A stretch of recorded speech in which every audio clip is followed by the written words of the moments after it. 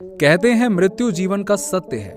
जो एक बार मर जाता है वो फिर कभी जीवित नहीं हो सकता। लेकिन कई बार ऐसे भी चमत्कार होते हैं कि मरने के बाद लोग जीवित हो उठते हैं। महाभारत में भी ऐसी कई कथाएं हैं। आइए जानते हैं महाभारत के ऐसे योद्धाओं के बारे में जो एक बार मरकर फिर से जीवित हो गए थे। तो स्वागत है आपका हमारे चैनल पर।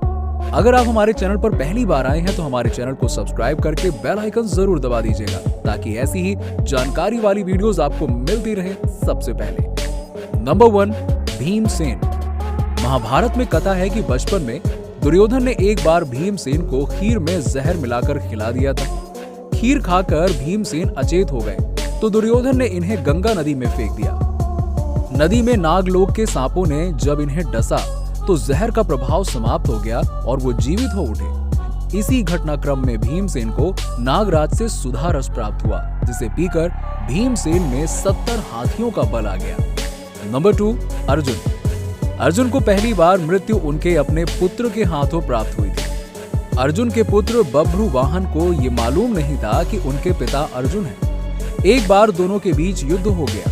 इस युद्ध में एक दिव्यास्त्र से अर्जुन का सिर कट गया और उनकी मृत्यु हो गई। जब इस घटना की जानकारी बभ्रु वाहन की माता चित्रांगदा को हुई तो उन्होंने अर्जुन की एक अन्य पत्नी नाग कन्या उलूपी की मदद से अर्जुन को फिर से जीवित कर दिया। नंबर 3, जरासंध। मगध का राजा और कंस का ससुर था।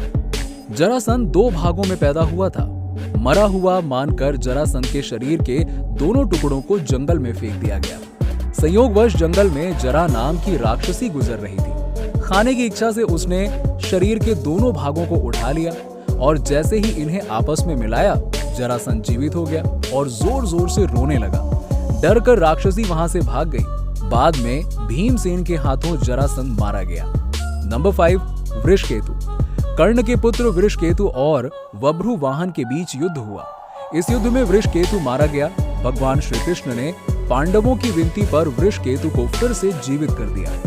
नंबर 6, परीक्षित। महाभारत युद्ध समाप्त होने के बाद पिता और मित्र दुर्योधन की मृत्यु का बदला लेने के लिए अश्वत्थामा ने पांडवों के पुत्रों को रात के समय शयन की अवस्था में मार डाला। अर्जुन ने जब अश्वत्थामा को इसका दंड देना चाहा तो उसने ब्रह्मास्त्र का प्रयोग पांडवों पर कर दिया।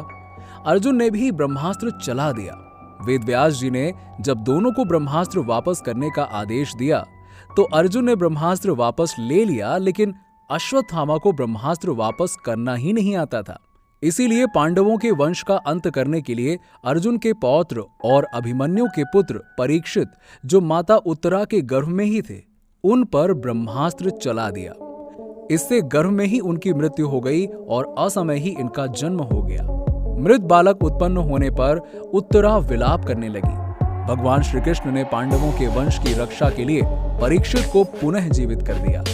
बाद में कलियुग आने पर तक्षक सांप के काटने पर इनकी मृत्यु हुई। तो दोस्तों, आज के वीडियो में बस इतना ही। अगर आप हमारे चैनल पर पहली बार आए हैं तो हमारे चैनल को सब्सक्राइब करके बेल आइकन जरूर दबा दीजिएगा ताकि आपको ऐसी ही ज्ञान भरी बातें मिलती रहें।